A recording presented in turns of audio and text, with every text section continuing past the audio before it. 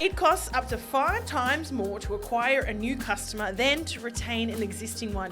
Yet, most marketing and sales strategies are still prioritizing acquisition over retention. What is that even about, Linda? It's so wild, isn't it, when you think about it? Because, 5 times more resource to get a new customer than it is to maintain the existing one. Yet retention is not often seen with, a marketer's annual plan. Exactly. Or not often seen even as an important part of their remit. And I know I've been in that situation in the past before where, I've been in a role and it was a marketing communications role on corporate side.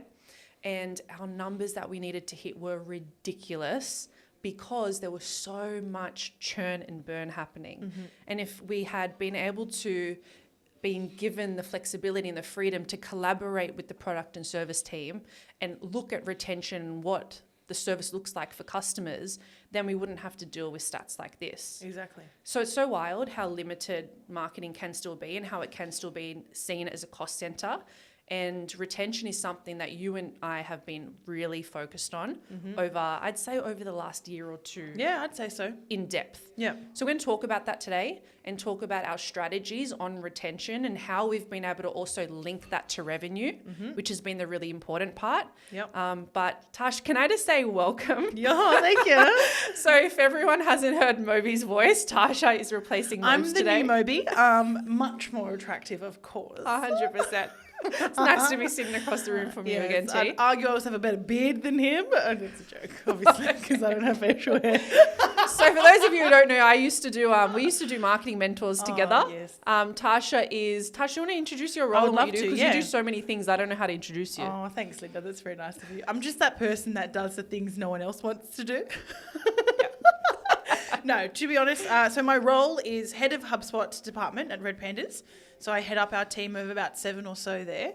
And I do operations as well. So kind of that's the part which is like, okay, what does the business need to keep going with random tech and whatnot, which is exciting. So I've been around a while. I've been on InboundBuzz a few times, but yes, filling in for Moby today. I wish it was episode 200, but it's not. It's the one before that.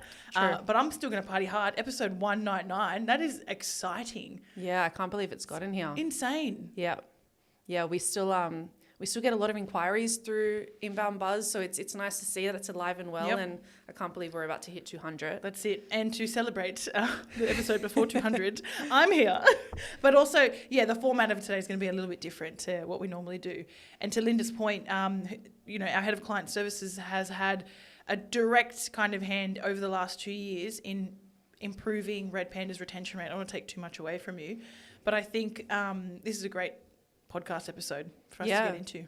So when we talk about why clients leave or why people leave businesses, the way that we've spoken about it internally is that there's a perceived indifference. Yeah. So whether you're making a difference and they don't see it, or whether you're not making a difference and they see that, either way they're inclined to leave. So the client really can be summed up into 2 categories that we want to try and hit. We need to make sure that number 1, results are there. And number 2, we need to make sure the service is there. Yep. So we look at results and service as a balance because, if you're getting really good results, but you're not communicating that and they don't know about it, they'll leave. Perceived indifference. Yep. If you're giving them really good service, and Tash, like you're the best at this, right? Like you give incredible service. You know everything about that person. You know what their parents' names are. You know what their neighbour's name is. You know what their favourite dish is. But yet we're not getting them the results. They're still going to leave. 100%. So we've been working on retention in a way where we're looking at both sides of the spectrum. And today we're going to share with you guys 3 pillars that we've been working on as part of that. Yep. And we'll give you guys real examples from a marketing perspective. Tasha's got heaps from the automation side. That's delighted our customers as well. But that's really what we've focused on. How can we really balance results and service? Yeah. Yeah. Yeah, I love that. And I mean, again, you're hearing it from the horse's mouth. Is that the right saying? I think so. Okay, I hope so. Because, Linda and I are both arguably in very similar positions in our respective departments. So Linda is our head of client services. That's not to say, I don't deliver client services, but mine are a bit more niche. So super excited for you guys to learn a bunch of really tactical and strategic stuff with us today. But let's get into your framework, Linda. I'm really keen to hear what these pillars are. Okay, so And guys, just for background, so what we've been able to do, at least from the digital marketing side over the last year, is we've been able to turn around our retention. So we've improved retention 30%, and then churn as well, which we'll talk about, and that's improved 40% year on year. And that's just following these 3 pillars. We really honed in on them. So world-class onboarding. Number 2 is effective communication. And number 3 is success management. So let's talk about the first one, onboarding. Now, if people don't have a really great experience in the first 90 days, their likelihood to leave and churn becomes a lot higher. Yeah. So we want to try and set this relationship up for longevity, and it all starts within the first 60, 90 days. Yeah. So we looked at our onboarding process and what that looked like and made sure that that felt really seamless. So from sales to service delivery, what does that look like? And how can we try and delight the customer as much as possible? Even accounts, actually. Like, not to forget that. What's that whole process, like you said, because sales do such a phenomenal job at, converting people into one clients. And then there's obviously this big operational kind of like admin piece of how do we get sales information handed over to finance to make sure billing is done and we actually get the money? How do we make sure the information discussed in sales is handed over to client services and the client doesn't feel like they're repeating themselves, which is a huge problem, and we've had issues with that. Yep. And then how do we make sure because when we were a small business, the client service person was also the person to deliver and maintain the relationship. But as we've grown and scaled, you now are that kind of we're both the first point of contact for our respective divisions, but we're not the ongoing relationship holder or retainer management, if you will. So we've really had to zone in on how do we continue to delight at scale, which is really interesting. Yeah. We've seen really great things from doing that one thing that Tasha just said, like, with someone coming in strong and starting that relationship off really, really strong and bringing the authority to that relationship. Number one, they feel like, they feel cared for and they're in the best hands. But then when we're able to transition them, because we've set up that relationship and built up that trust, that person moving in, it's a lot easier for them. They already have that pedestal of trust from that first relationship we've built. And then we see the ability to cross-sell and upsell is a lot higher as well. 100%. And we've seen that a lot more in the last year. But having that first person there to build that relationship is really important. Yeah. Something else that we've been doing, and Tash, I'd love for you to talk on this, is the automation side of it. So as soon as someone signs with us, Tash, they get... I mean, this is going to be HubSpot skewed, obviously, because we're a HubSpot partner. But if you've got a good automation system, you can do this. But as soon as a deal is signed, the immediate time to value should be as small as possible. So a deal gets signed from a prospect or now client, and within, I think it's 3 hours, business hours, they are receiving a welcome email, depending on the department, from either you or me with a video, which is a highly produced video as well, as in it's scripted and it's produced. It's not just like a random one-to-one video. Not Loom. Like it's produced, is what I mean by. And it's us welcoming them, high energy, big smiles, expectation setting. You can expect to hear this and that. This is how we're going to work with you. And the reception from our clients since we've launched that has been fantastic. Yeah. And then shortly after that, they start to get some billing terms and they get introduced to the finance and all that type of stuff. That's a really good point, because what we had accidentally done in the past before we overhauled this was because we weren't communicating with the finance department, the invoice was getting sent first. Yeah. So someone would be really excited, sign the dotted line, and then bang, they would get the invoice. And it's that doesn't delight them. We got great, very direct feedback on that by one of my clients, and I'm so thankful for it, because we love, that's part of our culture is getting feedback. And that client shared the feedback of that was not a nice experience to get an invoice and billing terms before getting a welcome from one of you guys. So we changed it. We spent the time on it. We changed it. We've gotten great feedback from it. So it starts with welcome emails, welcome videos. And can I say as well, with that welcome video, that is mutually beneficial. So what we do in that, or a segment of part of that video, is we set the rules of engagement. Because we have had clients that that don't show up the way that we want them to and the way that we do. For example, they'll come to a call at 10 minutes late often. Yeah. So we'll set rules of engagement nice and early so we can form a really healthy relationship with them. I like that. You know, we tell them straight up, we're going to be radically candid with you. We expect the same from you. Yep. If we're not doing something that you're happy with or that's up to par, we expect you to communicate that with us. Yeah. So, you know, it delights them, but it also is mutually beneficial. 100%. Sets that expectation nice and early, right, Yeah. with the client. To be fair, you have to say it more than once. You can't say it once and just think, oh, yeah, they've heard it and it's done. And then, of course, I mean, not to geek out, but there's a series of other technical automations that then trigger invoices, project management things, SharePoint folders, like just to systemize the whole thing so that your account managers, your client service people aren't having to worry about, like we tried to remove some of the admin with systems, which now with all these technology things that you can do, makes it super easy. So then you can kick off your onboarding period really strong. Yeah.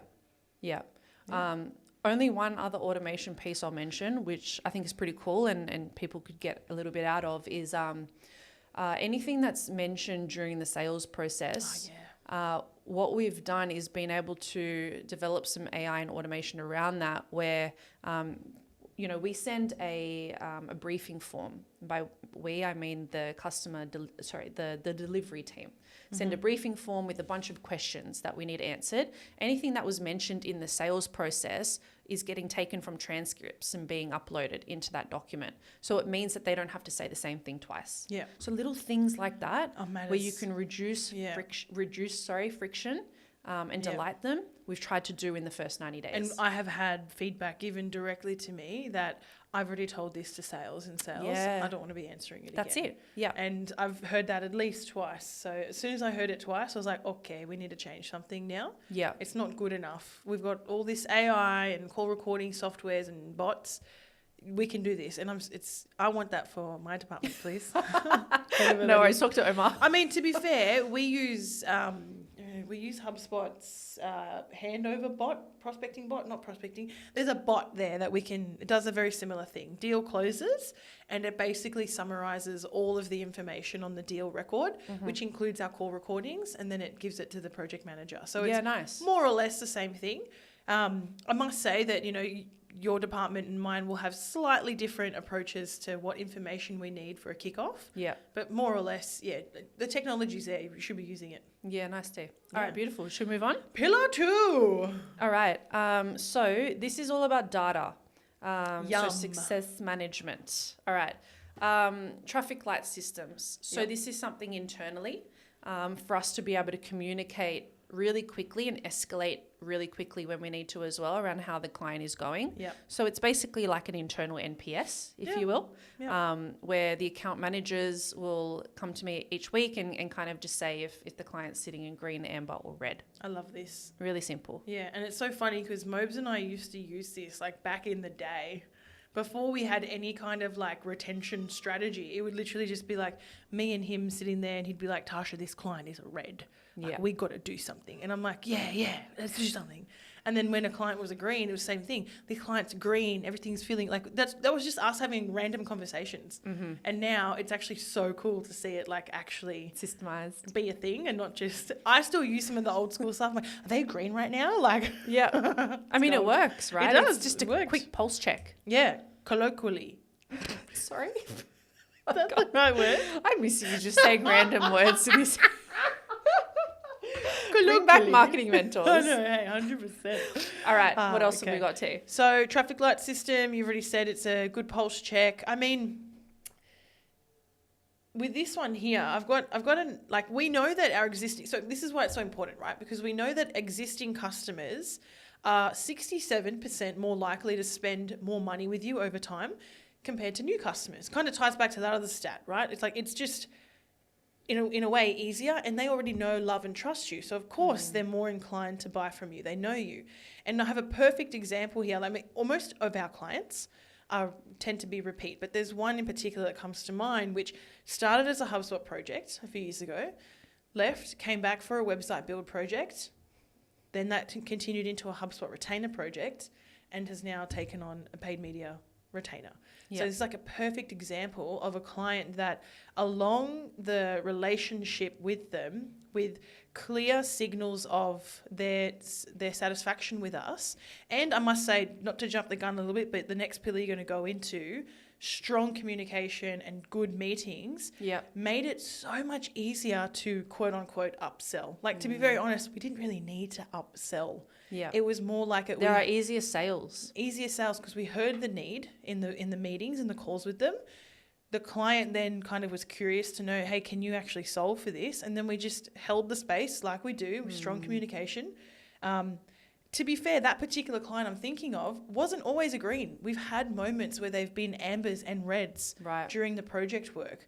But because we were able to track and know when they were heading in that direction or when they were there, we can follow the escalation process, address it, solve it, and like do better. So for this particular client to be one that's been through the ringer with us, but has also been probably one of our textbook best clients, if you think about it, in terms of an upsell. Yeah. They've gone through every department and, there's no end in sight. Like, they keep coming back for more work because of those reasons. So this is all about being able to track the project or the retainer with solid KPIs and data. Yeah. So right now, Tasha and I are working on every single person in the business having KPIs, at least anyone in service delivery. Yeah. They have KPIs, and we've rolled this out across both of our departments, which just helps us be able to, number one, manage our team better, but then for our team to be able to manage the client better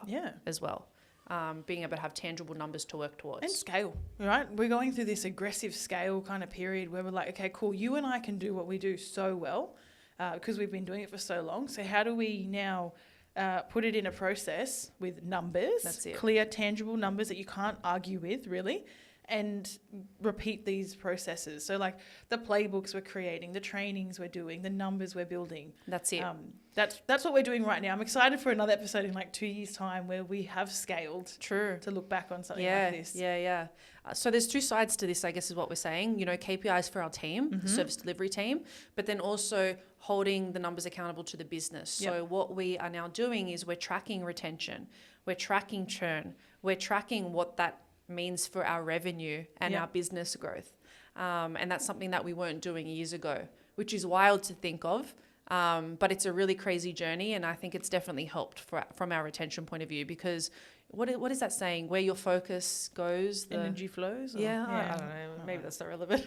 It is. No, it is. If you're focusing on the numbers, about it, it's in everyone's periphery. Happen. Yeah, it's like right now, I can't stop thinking about profitability. Right? Me too. I go to bed and I'm thinking about literally, and then I'm like, Moby, what have you done to me? This his rock he has to be dealing with, not mine. Anyway, but that's it. We want to make sure that our departments are profitable and we're making money. Right? That's like the key thing. Yeah. It's fun. All right, last. Pillar 3. Okay. Effective communication. All right. Effective communication is our last pillar. Yes. So what I can say here. All right. So Tasha and I still have clients. We do. We are directors of our departments, yet we still have clients, and there is reason to that. 100%. For me personally, I don't want to speak on your behalf. We're under-resourced. No. It's a joke. It's a joke. No, we love our clients. For me to be able to be a good leader and a good coach to my team, I still want to be able to talk to the clients. You've got to practice what you preach. Yeah. I need to have a pulse in the market and understand what they care about right Hands now. Hands on the tools. Fingers in the pies. Fingers in the pies. Do you remember that episode? Callback. Do you remember that? Back to marketing mentors, guys. Linda, fingers in the pie. All right, let's move on, Tash. We're on flow, man. Let's do this. This is so good. No, I agree. I totally agree. So I still have a book of 3. Yeah, about 3 clients, HubSpot retainer clients. And I've got 2. And I'm working with them on the day-to-days. Yes, I might have a little bit more kind of support because my role does have other leadership needs in it. But for the most part, I'm still communicating with these clients weekly. I'm still working on objection handling, delivering, bad news. Not that we have a lot of bad news to deliver often, but a key thing is I have to do it, like you said, Linda, to coach my team and make sure that I'm practicing what I preach. And I'm not perfect. Yeah. I mean, it's constantly evolving.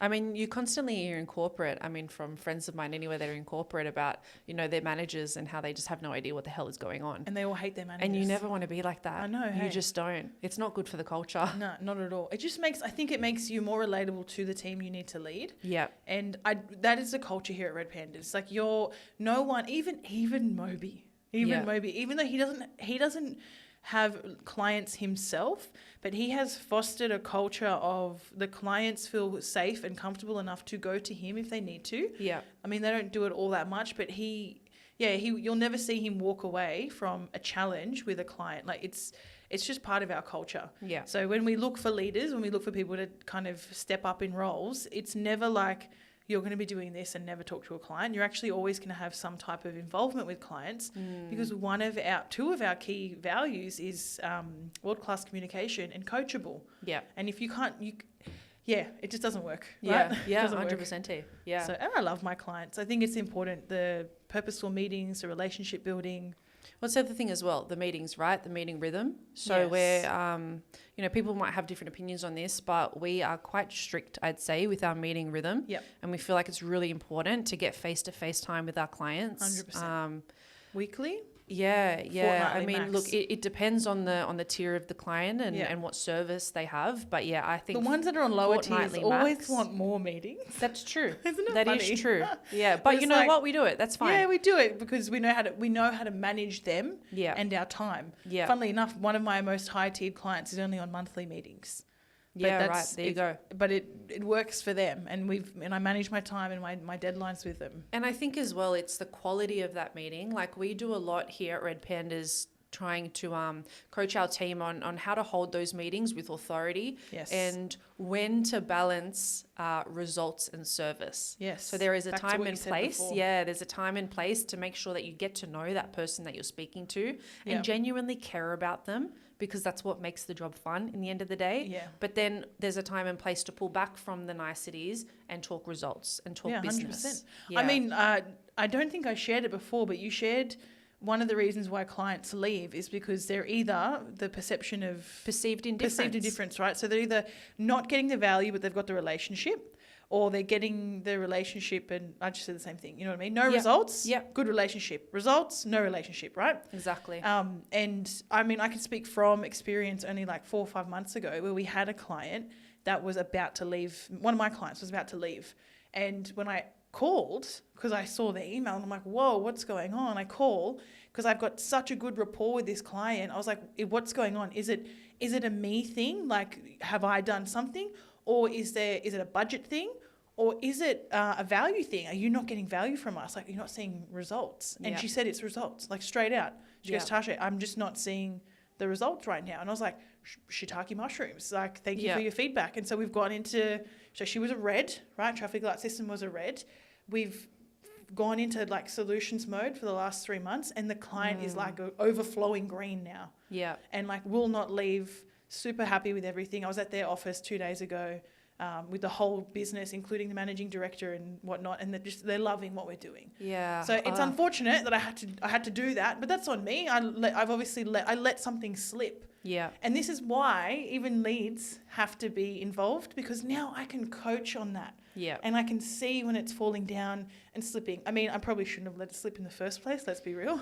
Well, I mean, from a results point of view, I'm so glad that you mentioned that, T, because at the end of the day, like, it's natural. Clients will leave, and, you know, we can't service everybody 10 out of 10. You know, there are going to be certain businesses that fit better as our, ICP than there are others.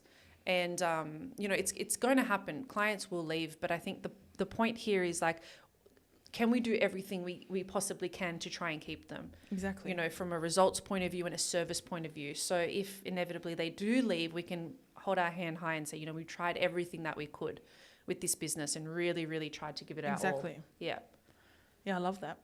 Anything else you want to add, Linda, on retention? And I think there are so many things that we left out. If anyone is interested in learning a little bit more about how we approached our retention in the business, reach out. because we'd love to have a conversation And with of you. course, how you can use a system like HubSpot to help maintain those relationships or flag things when, I kind of get tactical with any of that stuff at all, but there's so much. Is there in anything there. that you want to add? I mean, maybe just one thing on the last one with purposeful meetings, like because we have the right systems in place with a call recorder, HubSpot, tracking our emails and stuff, we can track our project managers, account managers, if they are hitting that cadence of meeting their clients.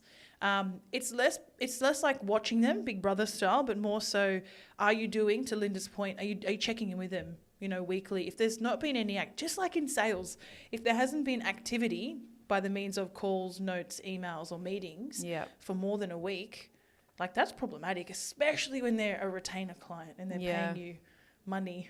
Well, it's like when the client leaves, like then we actually have data to try and understand why that happened and how we can avoid that again in future. Exactly. So the right, I mean, like just to cap it off, the right system, we use HubSpot, the right system in doing the right tracking and automation and reporting can really easily surface those signs if there's something heading in the wrong or the right direction. Yeah. Thanks for mentioning that. Of course. Love that. My pleasure. Nice to have you back, T. Oh, yes, no problems. Let's do it again in another 100 well, I'm days. very happy to join for episode 200 if Moby is not back from Cambodia doing his very important mission work. But I do think he's going to be back by episode 200. I'm just checking now really quickly. I think it was nice to have you anyway, T. Yeah, it was Thanks great for to be joining here. Inbound Buzz. Thank you. See you guys. Thanks for listening to Inbound Buzz. Learn anything? Return the favor by spreading the word. Want to make your mark in digital? Need help with your digital strategy, inbound, and marketing automation efforts? Then visit redpandas.com.au and be sure to tune in next time for another Inbound Buzz hit.